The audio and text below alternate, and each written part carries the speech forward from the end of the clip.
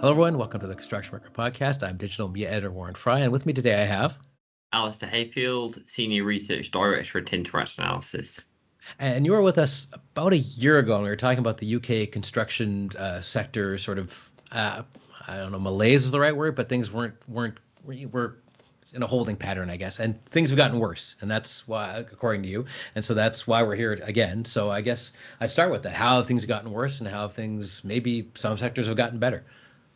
Yeah, I mean, I think it's probably a continuation of some of the themes that we talked about last year, right? We're continuing to see um, high interest rates, much higher than we've seen historically, which is obviously weighing on investments in all parts of the economy. We're seeing maybe a little bit of a pause around maybe the general election a little bit. Some people waiting to see what will happen there before taking decisions. And we also just have, in general, slow economy at the moment for lots of reasons, high inflation. And again, that's dampening consumer sentiment. And as a result, people aren't necessarily investing in houses or property or things like that. And all of that is, then weighing on the construction equipment sector. And you mentioned the election. I don't want predictions or anything like that. Obviously, you can't predict it, and neither can I. But how much of as a surprise election call that kind of out of nowhere? How does that affect business if it does? Do people just kind of, like you said, they kind of hold on and wait? Yeah, so I think, yeah, for sure, some people want to know what all of the policies will be from the main political parties, and whether that will have any impact on the housing market, which is quite a big part of the construction market here in the UK.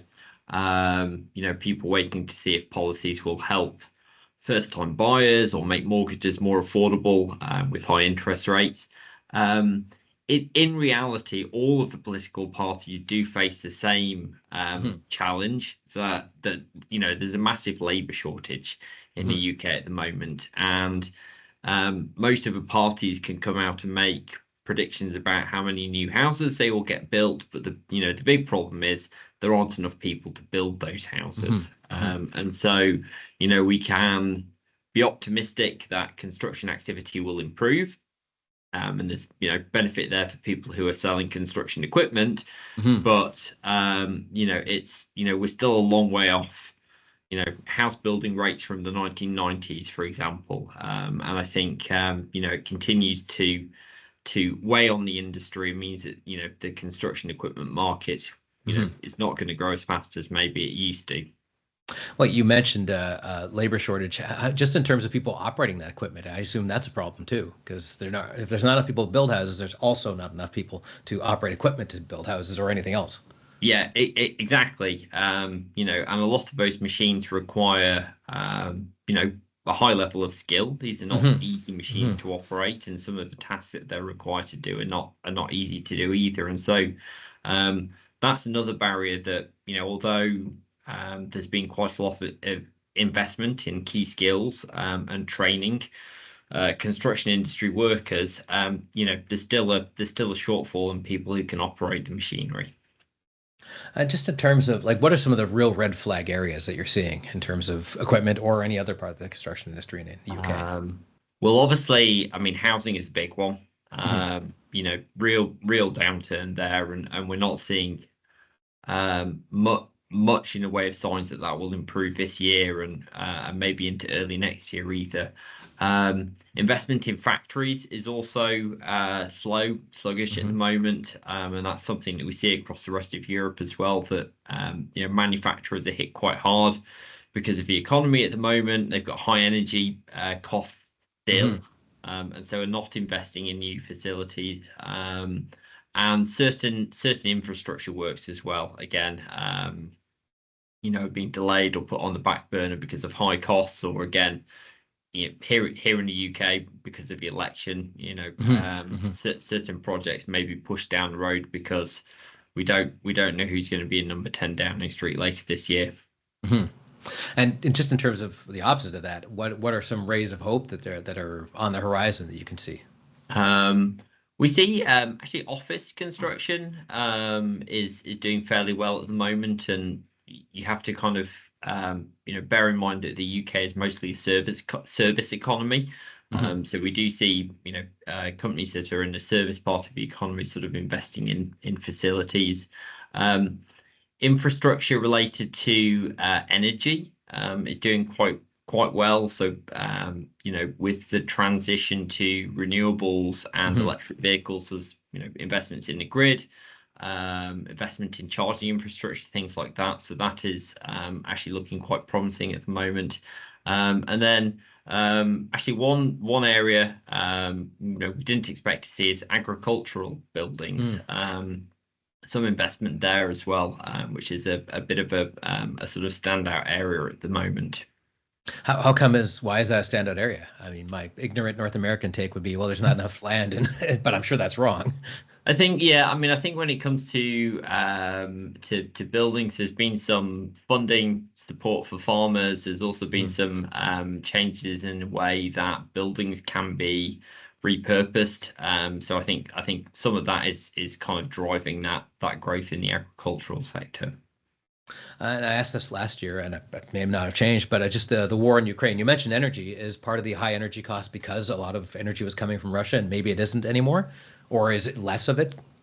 I mean, the UK, so the UK, actually a lot of the energy never really came from Mm, okay. Russia. But obviously we are exposed to Hmm. international energy prices. So, Hmm. with the spike in prices there, we saw energy prices elevated. They're still higher than they have been historically. Again, speak from my own personal experience on that Hmm. one. But it's true for industry as well. So yes, so we still see elevated energy input prices. Um, Prices of construction materials are still much higher than they have been historically, and Hmm. again, that sort of weighs on the sector as well because um, if you're looking at profitability on a project, and you're paying more for diesel, you're paying more for the materials that you need, you've got less to spend on machinery, and so then you have a decision to make about, do I invest in a new piece of plant, or do I rent something, or do I Hmm. just do I pause for 6 months and wait until conditions are better? And you mentioned offices are on the rise. Is that I know we've run into resistance and pushback to not work from home here. I'm doing it right now. It sounds well, you are technically doing that same thing right now, even though way later in the day. So is that less of a problem, quote unquote, problem in the UK than it is other places, or what's driving that demand?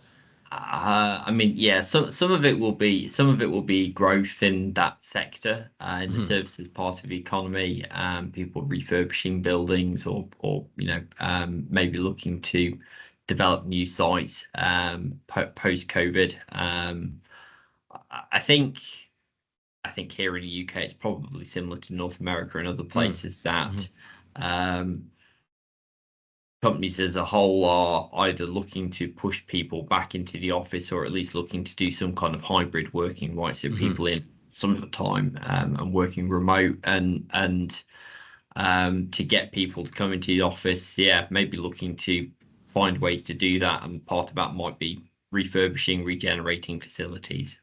That's another thing I just did. This just came to me. I know they canceled some high speed train stuff. And what's in terms of infrastructure, I guess obviously with nothing's going to get done before an election, but in terms of infrastructure, is that somewhere where there could be more heavy equipment being used and there isn't, or not? I mean, yes, I mean, so HS2 is the project you're referring to, so the Hmm. high-speed rail link between London, Right. Birmingham, and then the rest of the sort of north of the country. Hmm. Um, Essentially, what's been cancelled on that project is stuff that's unlikely to be built Right. before 2025 or even Ah, okay. 2030, right? So there's still a lot of work on that project, on the kind of main link between London and Birmingham, and it's really later phases of the project which have been cancelled, or, Hmm. or Oh, scaled okay. back. So there Okay. is, yeah, there is still a lot of work, and um, there has been a slowdown in like really large plant machinery for that. So they've done a Hmm. lot of the kind of major earthworks, but there's still demand for machinery there, and it's maybe not as high as it was a few years ago, but it is still there, and it is still a major project in the UK. Just to put your wizard's hat on for a second, let's look 5 years out, maybe 10 years out. And obviously, you can't predict anything with any certainty, but what are the kind of the long-term trends you see that may reverse this or continue it? So if there is a way to get around labor shortage, and that could be through the use of technology, right? Can we automate? Can we use machines that don't require people to have as great a skill or don't require people at all? Then potentially you could see a speed up in housing, for example, and that could drive demand for greater construction equipment. Again, forward looking, if there's investment in more renewables to kind of meet net zero, if there are plans to kind of develop more nuclear in the UK, which is kind of an evergreen topic, right? That could drive some fairly serious infrastructure development. But the other thing that kind of plays in here is that we've had Brexit. Right. We are a mature economy. The country is not going to grow like a Southeast Asian emerging economy, right? At sort of 6-7% per year. And so in reality, there probably won't be huge growth in the future, apart from when there might be some larger mega projects, or if there's particular investment around renewables or new energy generation. And I imagine that's not any different than Canada, or in some way, although the U.S. is always its own kind of example, but these aren't things that aren't going to happen at the U.S. either. So yeah, exactly. It's again, we're developed economies. It's much harder to kind of grow and build infrastructure. It's much more about kind of repair and maintenance at this point, and then periodically there are mega projects, but beyond, for example, HS2, there's not much in the pipeline in the UK. Okay, well, not to end it on a downer, but we're going to end it on a downer. So thanks very much for joining us today, Alistair. No problem. Happy to help and happy to contribute. Thanks for listening to the Construction Record Podcast. You can hear us on Apple Music, Amazon, and Spotify, as well as at theconstructionrecord.libsyn.com and on the Daily Commercial News and Journal of Commerce websites. Thanks again for listening.